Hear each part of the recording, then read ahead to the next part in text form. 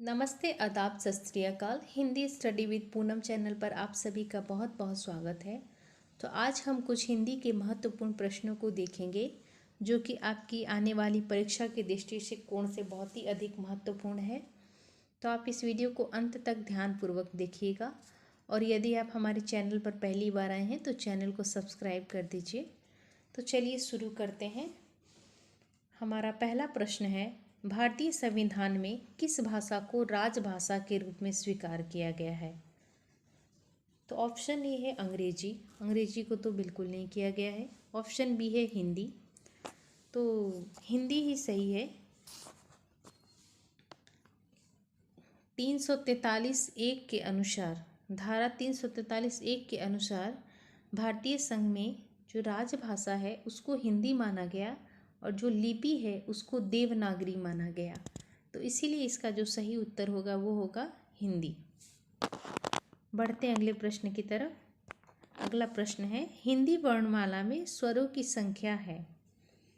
हिंदी वर्णमाला में स्वरों की संख्या जो है वो 11 है और यदि मात्राओं की संख्या पूछे तो वहाँ आपको कंफ्यूज नहीं होना है। वहाँ कितनी होगी? 10 होगी, क्योंकि और जो है वो मात्रा नहीं होती है। तो बच्चे यहाँ बहुत कंफ्यूज होते हैं। स्वरों की संख्या 11 और मात्राओं की संख्या कितनी होगी? 10 होगी। अगला प्रश्न देखते हैं, पर्यावरण शब्द का संधि विच्छेद कौन सा है? ऑप्शन ए है पर्यावरण, ये तो नहीं है। ऑप्शन बी परि प्लस आवरण। तो इसका सही उत्तर होगा परि प्लस आवरण। अगला प्रश्न देखते हैं, वह शब्दांश जो शब्द के पहले जुड़कर अर्थ में परिवर्तन कर देता है उसको क्या कहते हैं? तो जो शब्द के पहले जुड़ता है उसको उपसर्ग कहते हैं और जो शब्द के बाद में जुड़ता है उसको प्रत्यय कहते हैं। तो इसका सही उत्तर होगा सी, उपसर्ग। जो पीछे जुड़ता है प से प्रत्यय और प से पीछे। तो आप इस तरह से याद रख सकते हैं, ठीक है। अगला प्रश्न है, कमल के समान नयन में समास है। तो इसका सही उत्तर होगा कर्मधारय समास, जिसमें उत्तर पद प्रधान हो और पूर्व पद व उत्तर पद में उपमान उपमेय अथवा विशेषण विशेष्य का संबंध हो तो उसे कर्मधारय समास कहते हैं। तो जो नयन है वो प्रधान शब्द है, जो कमल है वो उसकी विशेषता बता रहा है। तो इसीलिए इसका जो सही उत्तर होगा वो होगा कर्मधारय समास। अगला प्रश्न देखते हैं, निम्नलिखित में से कौन सा समास अव्ययी भाव समास है? ऑप्शन ए रण में कौशल, ऑप्शन बी पीला है वस्त्र, ऑप्शन सी समय के अनुसार। तो जो इसका सही उत्तर है वो है समय के अनुसार। अव्ययी भाव समास में पूर्व पद प्रधान रहता है। जिसका पूर्व पद प्रधान हो उसे अव्ययी भाव समास कहते हैं। अगला प्रश्न देखते हैं, आजन्म शब्द का समास विग्रह है। ऑप्शन ए जीवन पर्यंत। इसका सही उत्तर यही होगा, जीवन पर्यंत। जीवन के साथ तो बिल्कुल गलत है, मृत्यु तक भी नहीं है, जब तक जी सकें वो भी गलत है। तो सही उत्तर कौन सा है? ऑप्शन ए जीवन पर्यंत। बढ़ते हैं अगले प्रश्न की तरफ।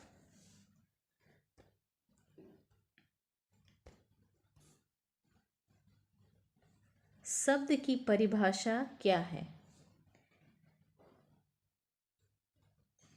शब्द भाषा की स्वतंत्र और अर्थवान इकाई है। शब्द भाषा की स्वतंत्र और अर्थवान इकाई है, यही सही उत्तर होगा, क्योंकि शब्द का एक अर्थ होता है, जो अर्थहीन है वो शब्द होता ही नहीं है।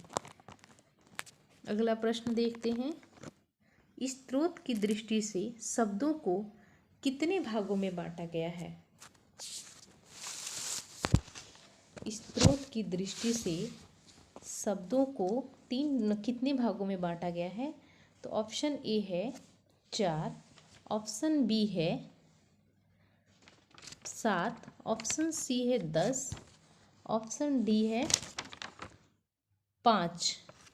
तो स्रोत की दृष्टि से शब्द को कितने भागों में बांटा गया है? 4 भागों में। इसका सही उत्तर होगा 4, ऑप्शन ए। बढ़ते हैं अगले प्रश्न की तरफ। अगला प्रश्न है, जो शब्द संस्कृत भाषा से ज्यों का त्यों आ गए हों उन्हें क्या कहते हैं? जो शब्द संस्कृत भाषा से जो ज्यों का त्यों लिया जाता है अर्थात उसमें कोई परिवर्तन नहीं होता है तो उसको हम तत्सम कहते हैं। और जिसमें थोड़ा परिवर्तन हो जाता है उसको परिवर्तन करके उसको हिंदी में यूज़ करते हैं, उपयोग करते हैं, तो उसको तद्भव कहते हैं। तो इसका सही उत्तर होगा ऑप्शन बी, तत्सम।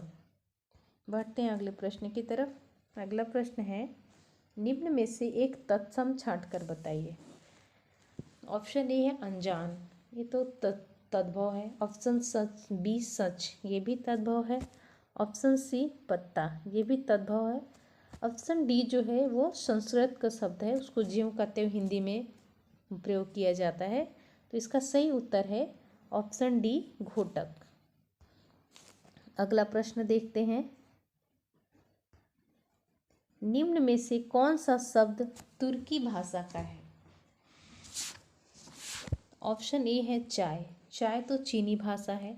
ऑप्शन बी रिक्शा, रिक्शा कौन सा भाषा है? जापानी भाषा है। ऑप्शन सी कमरा, कमरा कौन सी भाषा है? पुर्तगाली भाषा है। तो इसका जो सही उत्तर है वो है डी, कैंची जो है वो है तुर्की भाषा। तो इसका सही आंसर होगा ऑप्शन डी, कैंची। अगला प्रश्न देखते हैं, विकारी शब्द होते हैं।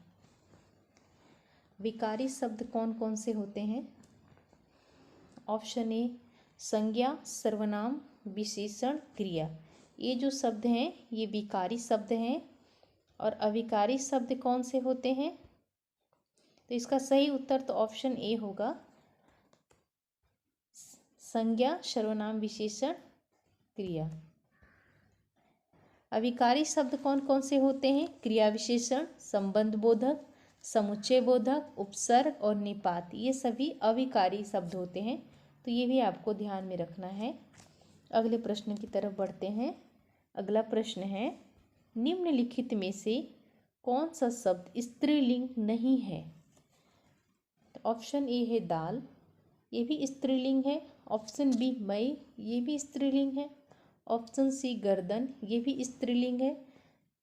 ऑप्शन डी दर्द, ये पुल्लिंग है। तो सही आंसर कौन सा होगा?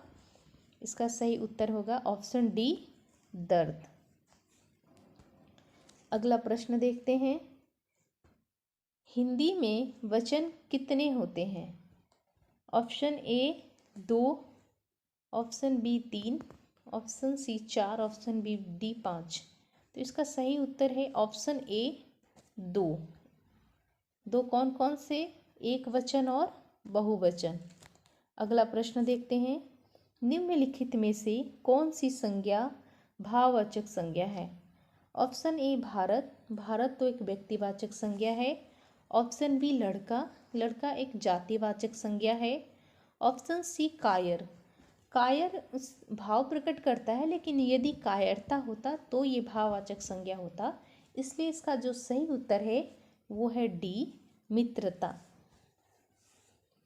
अगला प्रश्न देखते हैं, देश को हानि जयचंदों से होती है, रेखांकित में संज्ञा क्या है? यदि जयचंद होती तो ये व्यक्तिवाचक होता, लेकिन ये जयचंदो है तो ये जाति को प्रकट करता है, इसलिए एक जातिवाचक संज्ञा है। तो इसका सही उत्तर होगा ऑप्शन ए, जातिवाचक। अगला प्रश्न देखते हैं, कर्ता के लिंग का पता न होने पर क्रिया होती है। यदि कर्ता के लिंग का पता ना हो तो क्रिया जो होगी ना पुल्लिंग होगी, उसमें कोई परिवर्तन नहीं होगा। वचन और लिंग के अनुसार पुल्लिंग में कोई परिवर्तन, क्रिया में कोई परिवर्तन नहीं होगा, इसलिए उसको पुल्लिंग में ही उपयोग किया जाएगा। तो इसका जो सही उत्तर है वो होगा ऑप्शन सी, पुल्लिंग में। अगला प्रश्न देखते हैं, निम्नलिखित में से स्त्रीलिंग शब्द कौन सा है? ऑप्शन ए पानी, ये भी पुल्लिंग शब्द है। ऑप्शन बी दूध, ये पुल्लिंग शब्द है। ऑप्शन सी तेल, ये भी पुल्लिंग शब्द है। ऑप्शन डी ठंडाई, ये स्त्रीलिंग शब्द है। तो सही उत्तर होगा ऑप्शन डी ठंडाई। अगला प्रश्न देखते हैं। गरीबों को वस्त्र दो वाक्य में कारक है। ऑप्शन ए करण कारक, ऑप्शन बी अपादान कारक, ऑप्शन सी संप्रदान कारक, ऑप्शन डी कर्म कारक। इसमें काम किया जा रहा है, कर्म किया जा रहा है कि गरीबों को वस्त्र दो, तो इसमें जो सही उत्तर है वो होगा ऑप्शन डी कर्म कारक। सर्वनाम कितने प्रकार के होते हैं? ऑप्शन ए 5 तो नहीं होते हैं।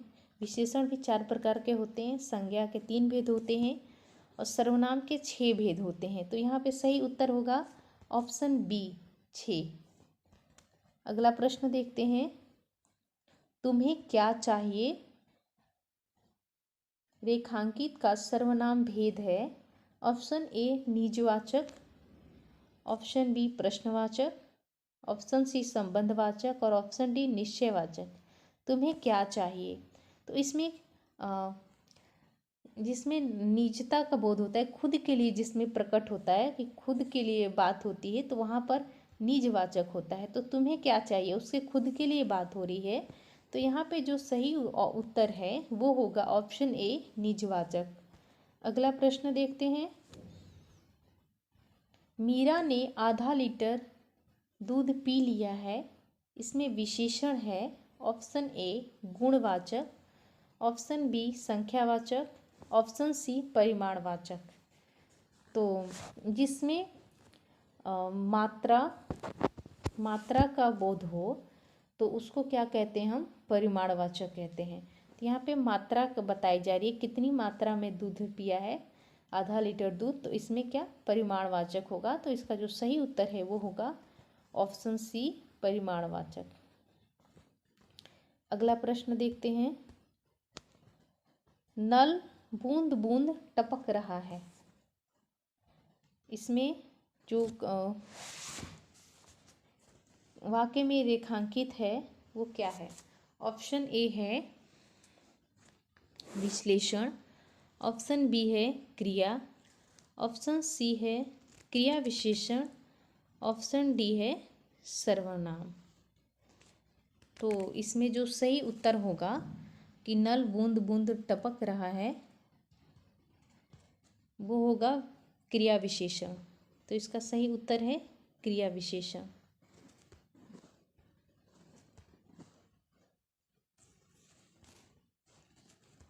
आई होप कि ये वीडियो आपको यूज़फुल लगा होगा। यदि आपको ये वीडियो यूज़फुल लगा होगा तो please like share and subscribe. मिलते हैं अगले वीडियो में, तब तक के लिए आप अपना ख्याल रखें।